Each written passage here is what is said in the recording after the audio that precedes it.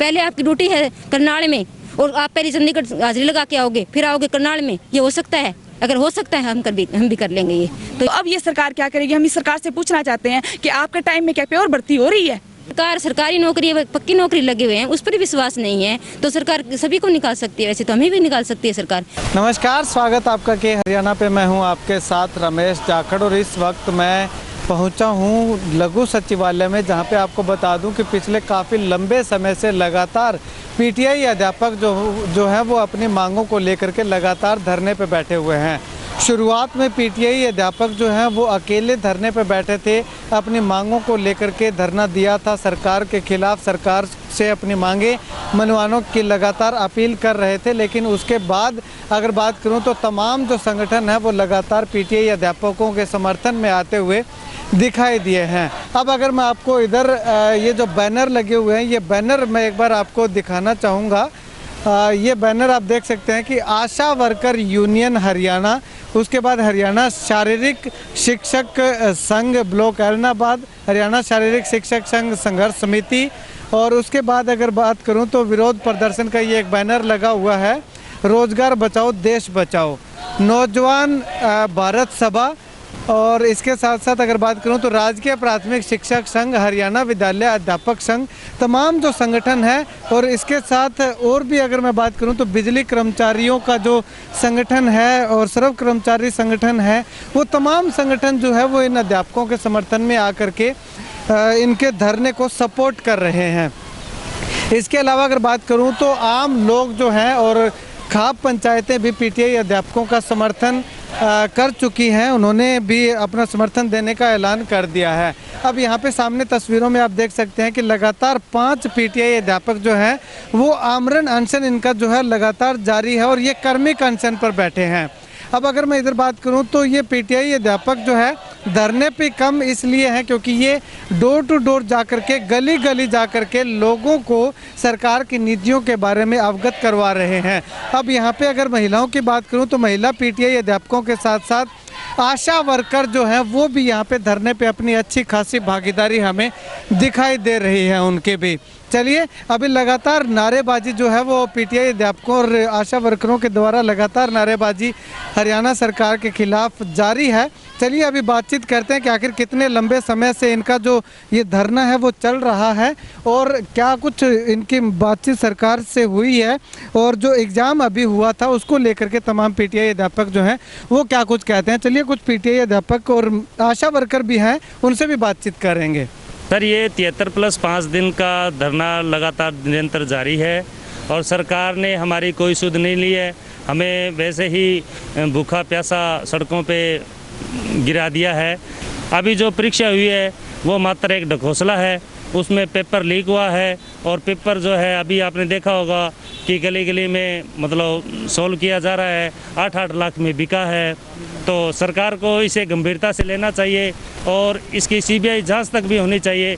जो ये कह रही है कि फेयर सिलेक्शन होगा, तो इस तरह से यदि पेपर लीक हुआ तो फेयर सिलेक्शन कैसे होगा? आप लोग सभी समझदार हैं, आप इस मांग को हमारा पूरे तरीके से उठाएं, जन जन तक पहुंचाएं और हमारी पीड़ा को प्रत्येक व्यक्ति तक पहुंचाने का कष्ट करें। सर, धन्यवाद। हमारी जो कुछ टीमें हैं, हमारे जो उपरोक्त नेतृत्व है, हमारा जो स्टेट बॉडी की टीम है, उसके दिशा निर्देश फील्ड के अंदर काम कर रहे हैं और जन जन तक ये सरकार जो है वो कहीं ना कहीं जन हितैषी होने का जो दावा करती थी उनकी पोल खोलने का कार्य हम कर रहे हैं। और दूसरा, मैं आपके चैनल से एक बात और कहना चाहूँगा कि आज विधानसभा स्तर बैठ रहा है और हम तकरीबन 73 दिन से धरने के ऊपर बैठे हैं और पहले जितने भी हरियाणा के एमएलए थे या एमपी थे, जितने भी मंत्री थे, सबके पास जाके हमने अपनी नौकरी बहाली के लिए अपनी बात रखी थी। और जहाँ तक कोर्ट का फैसला था तो उसमें भी जो प्रक्रिया गलत बताई गई थी और हमारी कोई गलती नहीं थी। हम अपनी जायज़ मांग लेके सभी के पास गए थे और आज मौका है उनके पास। जो भी विधायक थे वो कह रहे थे कि हम पीटीआई के साथ हैं, तो आज उनके पास सुनहरा अवसर है कि वो विधानसभा में, चाहे वो जेजेपी का है, बीजेपी का है, कांग्रेस का या कोई भी निर्दलीय विधायक है, वो आज हमारे समर्थन में आके विधानसभा के अंदर जो एक प्राइवेट बिल कांग्रेस ला रही है या XYZ कोई भी ला रहा है, उस प्राइवेट मेंबर बिल का समर्थन करें। और पीटीआई जो 73 दिन से मेरी भाई मेरी बहनें जो अपने बच्चों के साथ सड़क के ऊपर हैं उनकी नौकरी बहाल करने का आज उनके पास सुनहरी अवसर है। वो एक मिसाल पेश करें कि जो सरकार है या जितने भी विधायक जनप्रतिनिधि हैं वो पीटीआई के साथ खड़े हों। सरकार से मांग करते हैं कि जैसे सरकार ने घोषणा किया था कि हम जो 1983 जो पीटीआई और भर्ती करने के लिए उन्होंने जैसे वैकेंसीज निकाली थी, वो भी पेपर उन्होंने 23 तारीख को ले लिया और आपने देखा कि उसके अंदर भरपूर नकल हुई है सर। उसके अंदर आंसर की भी जिन बंदों से पकड़ी गई है, आप ये तो मान नहीं सकते कि आंसर की एकदम बन जाती है। वो पहले पेपर लीक हुआ होगा, उसके बाद आंसर की बनी होगी। तो उस आंसर की समेत लेडीज़ पकड़ी गई, वो जेंट्स पकड़े गए, 5-6 बंदे पकड़े गए हैं जो एक धर्मशाला के अंदर पेपर को सॉल्व कर रहे थे। तो हम यही कहना चाहते हैं कि भरपूर धांधली हुई है। सरकार जो एक घोषणा कर रही थी कि हम प्योर भर्ती करेंगे, वो भर्ती नहीं हो रही, प्योर पूरी नकल चली है। पहले हमने जो 2006 के अंदर पेपर दिया था उसमें और इस पेपर में कोई फ़र्क नहीं है। उस टाइम भी पेपर लीक हुआ था और आज 23 तारीख को भी पेपर लीक हुआ है। उसके बाबत हमें ये हुआ था कि वो पेपर कैंसिल करके सरकार ने इंटरव्यू रखा था। तो अब ये सरकार क्या करेगी? हम इस सरकार से पूछना चाहते हैं कि आपके टाइम में क्या प्योर भर्ती हो रही है? इनके टाइम में भी प्योर भर्ती नहीं हो रही, तो हम 1983 परिवारों के साथ क्यों खिलवाड़ कर रही है सरकार? मेरा नाम सिलोचना, मैं जिला सचिव हूँ और गांव मेरा अली मोहम्मद है।